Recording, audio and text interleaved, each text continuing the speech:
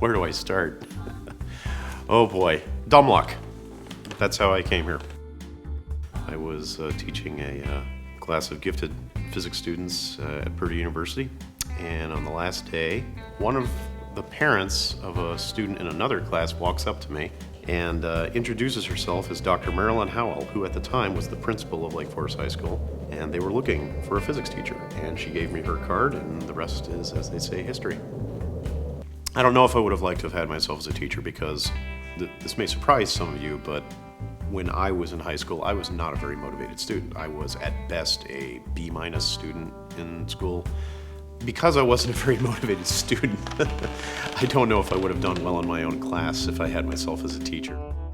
The experiment that went wrong in the most spectacular manner it's also quite a hilarious manner, is what I call the bed of nails demonstration. Actually, it was the very first year where we had a little error, 2 of them in fact. And she hits the top of the block and the block doesn't break. And that's very bad.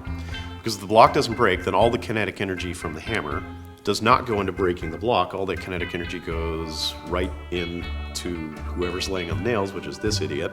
And it feels kind of like you're getting hit in the stomach with a sledgehammer. It doesn't feel very good at all. The next mistake was even better, because right after that I was like grunting on the bed of nails, and she whispers, "Are you okay?" And I said, "Well, yeah, but you gotta hit the block hard and really break it this time." She goes, "Okay." So the second time she really swings the hammer. She breaks the block, super. But then this chunk of concrete about this big flies off and lands right on my groin. I don't know how many people have ever had that experience of being hit in the groin with a piece of flying concrete, but it's a singular experience and it's not a pleasant one.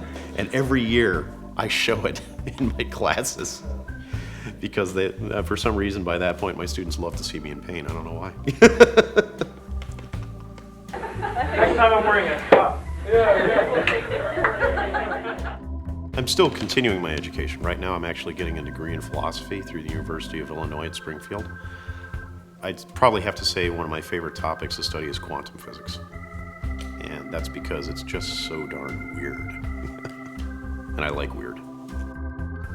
Once you get into the question of, the deeper question of whether or not free will is actually a thing, whether it's all predetermined or whatnot, that's still one I'm kind of struggling with. I don't really have a good answer for that, because that's really going down the rabbit hole.